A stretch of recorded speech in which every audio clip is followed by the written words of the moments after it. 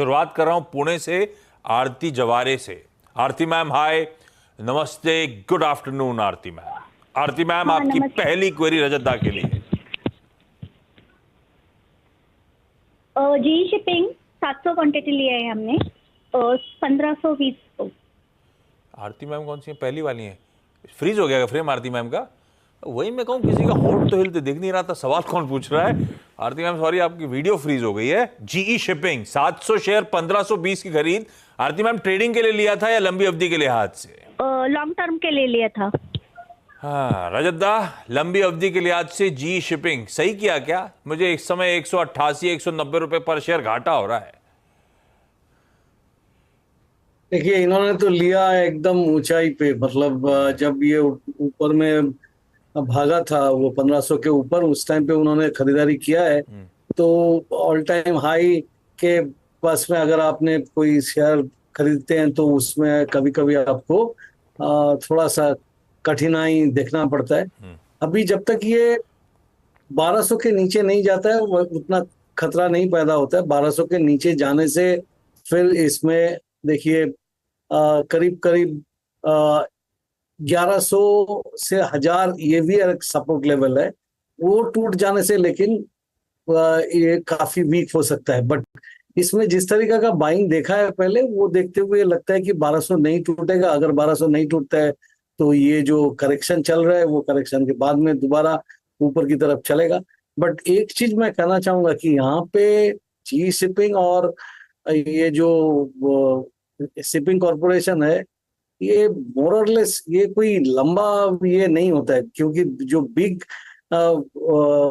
Ships जो होते हैं वो सब अभी they are different flag bearers. मतलब अपना जो एक्सपोर्ट होता है वो सभी दूसरी कंट्री का जहाज से होता है। तो ये कितना पैसा कमाएगा आगे जाके वो भी थोड़ा देखना चाहिए, क्योंकि उन्होंने खरीदारी जो पे किया है वो काफी ऊंचाई पे है। पल्लवी जैन दिल्ली से। Pallavi ma'am, good afternoon. Pallavi ma'am, सबसे इंपॉर्टेंट, सबसे पहली ज्यादा इंपॉर्टेंट क्वेरी कौन सी है वो पूछ डालो पहले आप। सर IRFC है 4000 शेयर्स 100 रुपीज पे। तो सर मेरे को ये पूछना है कि इसको मैं अभी होल्ड करके रखूं या इसको सेल करके डिप में लूं या अभी सेल करना है। बढ़िया पल्लवी जी का सवाल। थोड़ा सा हम कंसर्न है मार्केट को देखते हुए। क्या करना है IRFC में? हालांकि 100 की खरीद 185 पे चल रहा है तो बढ़िया मुनाफा, लेकिन हमने एक समय 225 के ऊपर के भी भाव देखे हुए हैं। देखिए, मेरे ख्याल से ये रेलवे स्टॉक्स और डिफेंस स्टॉक्स में एक बार मुनाफा वसूली कर लिया जाए तो बेहतर होगा। बिकॉज इसमें वो पैराबोलिक राइज जिसको बोलते हैं उसी टाइप का मूवमेंट जब ये करेक्शन पे जाएगा, अभी तो शॉर्ट टर्म करेक्शन पे है, बड़ा करेक्शन पे जाएगा तो कभी कभी वैसा पैराबोलिक मूवमेंट में 70 to 80% भी करेक्ट हो जाता है। तो अगर मैं उनकी जगह होता तो एटलीस्ट पार्ट प्रॉफिट बुकिंग तो जरूर कर ले। बिल्कुल करना चाहिए। दो पॉकेट्स एक्चुअली वैल्यूएशंस या जिस तरह की भागे हुए हैं रेलवेज और डिफेंस, उन पर थोड़ा सा कॉशियस रहने की जरूरत, खासतौर पे सरकारी वाली। भिवाड़ी से झलक कौशिक जी। झलक मैम हाय, नमस्ते, गुड आफ्टरनून झलक मैम। झलक मैम हाय मैम, आपकी पहली क्वेरी। मेरा फर्स्ट क्वेश्चन है सर एशियन पेंट से रिलेटेड। क्वांटिटी है 470 और बाइंग प्राइस है 280। तो सर इसका ये जानना है कि नेक्स्ट 15 इयर्स का इसका क्या फ्यूचर रहेगा अगर हम रखना चाहें इसको तो। होपफुली 15 साल का फ्यूचर तो ब्राइट रहना चाहिए, पर पता नहीं किस तरह के समीकरण बैठेंगे। इतना लंबा अभी कहना मुश्किल है। एज ऑन डेट कोई कंसर्न नहीं, कंसर्न कंपटीशन की है और वो प्राइस पे हावी है इस समय। पता नहीं बिरला ओपस कितना और एग्रेसिव होगा, कितना डेंट करेगा इन सब के मार्केट्स को। अभी तो फिलहाल पेन में, पर एशियन पेंट्स रजत दा, ये पुरानी स्टोरी, अब तक कहीं भी गिरावट में हम रिटेल ने एक्यूमुलेट कराओ, बढ़िया रिवॉर्ड किया है, गजब कंपनी रही है, मार्केट लीडर आज भी है। और ऐसे कंपटीशन पहले भी आए थे, शेकआउट होते चले गए, ये डटी रही। इस बार थोड़ा सा चैलेंज डिफरेंट है, प्लेयर बड़ा है, कमिटमेंट उसका तगड़ा है। एशियन पेंट लंबी अवधि के लिए आज से, बहुत लंबी अवधि के लिए आज से, आज की डेट में आप बायर हो या नहीं हो?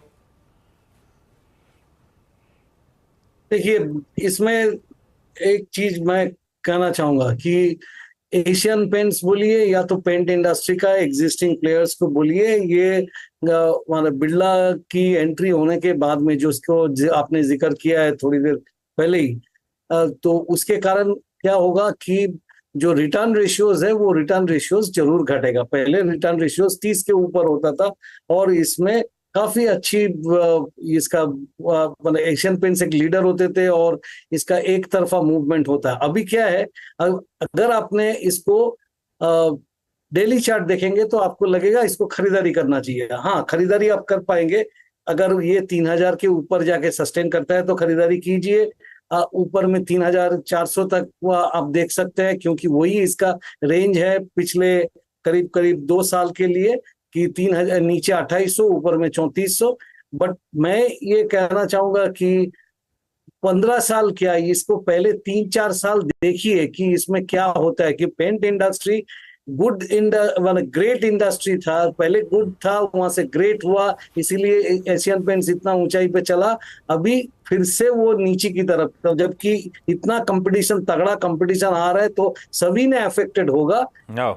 मैं इसलिए बोलूंगा कि आप उतना लंबा मत देखिए, अगर आपके पास में कुछ प्रॉफिट होता है तो आधा प्रॉफिट ले लीजिए, ये बेहतर है।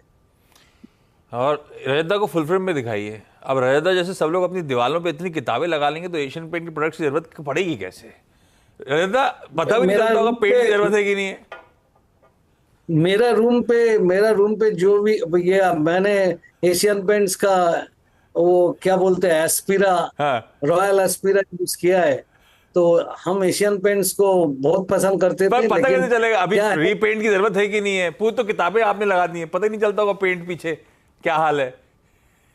देखिए, पेंट एकदम सही बात कहा आपने, क्योंकि पेंट्स ऐसा इंडस्ट्री है जिसके लिए, क्यों पेंट इंडस्ट्री का जो कंपनीज है उसको सबसे बड़ा जो क्राइटेरिया देखना चाहिए कि वो एडवर्टाइजिंग स्पेंड में कितना पैसा खर्चा करेगा। तो एशियन पेंट्स जो है वो 3 से 4% अपना सेल्स का उसको एडवर्टाइजिंग एड स्पेंड में जाता है। तो ग्रासिम अगर उसके साथ टक्कर देगा ये बिरला पेंट्स, तब काफी जबरदस्त रूप से काम चलेगा। और एडवर्टाइजिंग चाहिए, क्योंकि पेंट देख के तो आपको पता नहीं चला कि एशियन पेंट्स का एस्पिरा मैंने यूज किया।